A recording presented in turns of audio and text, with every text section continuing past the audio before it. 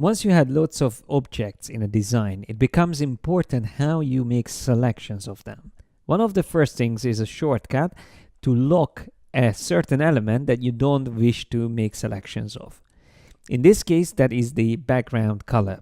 That's a filled rectangle or square, which I can just simply click on and then lock it from the object menu by choosing Lock Selection.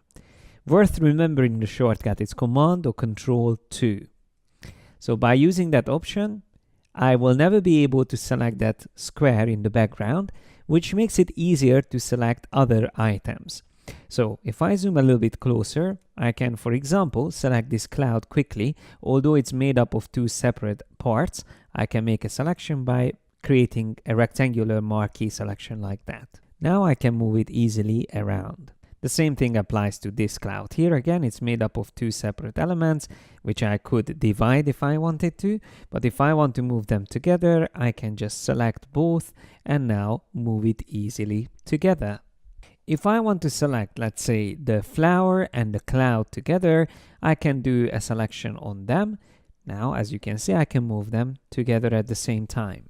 What if I wish to select the flower, this pin, and the cloud at the same time? If I make a selection like this, it will involve and include this outline as well, or that path, which I didn't want to move around. So in these cases, I can hold down the Shift key and click on that to remove it from the selection. So Shift click can add or remove from selections, and that's a very useful technique. I can also add this other cloud to the selection if I want to.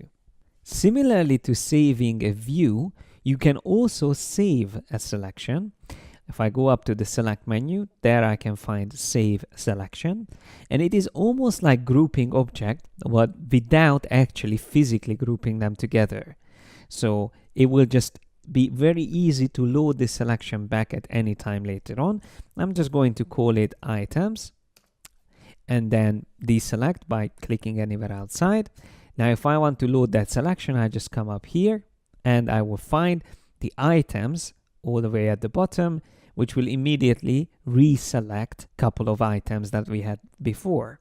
Saving a selection can be useful, but it's not as effective as working with groups, which we will see in the next video.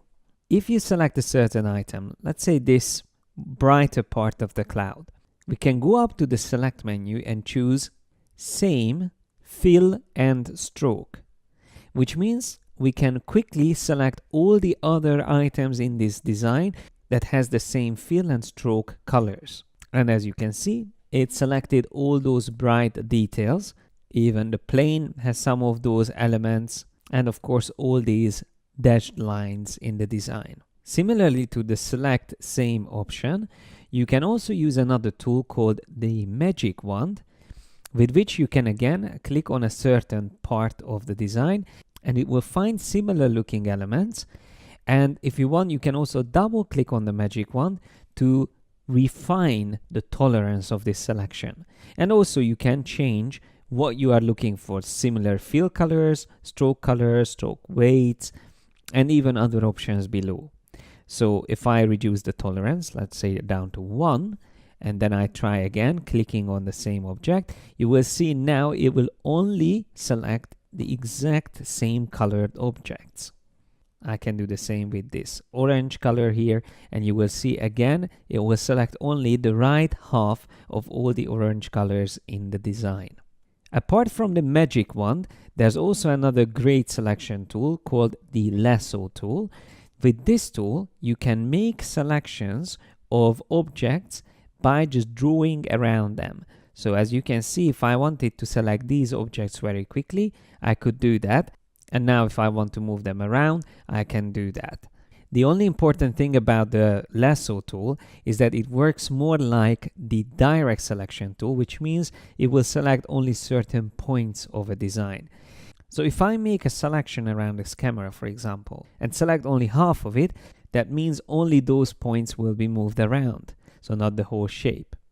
It really depends whether you then use the white arrow tool and start dragging these points around. You see it starts distorting the object.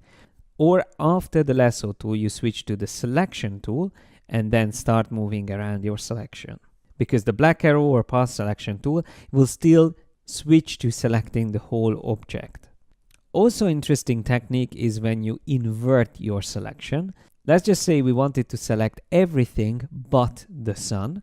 That way I can select that object and go up to select, inverse. And that will select everything else apart from the sun. Now, whenever you use inverse, don't forget that it will also include selections from the other artboards, not just your current artboard. So in case you are working with multiple artboards, it will actually include selections from everywhere else. And that applies also to the select all option. But good to remember that you have a separate option to select all from your active artboard. And of course, if you quickly want to deselect things, you can also use this option here, or even remember its shortcut, which is Control or Command Shift A. So that's the same as clicking somewhere outside where there's nothing to be selected. That can deselect your current selection, or remember the shortcut once again, Command or Control Shift A.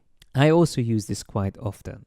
Well, going through these techniques, we talked enough about selections, and now it's time to put selections into use and start organizing our objects.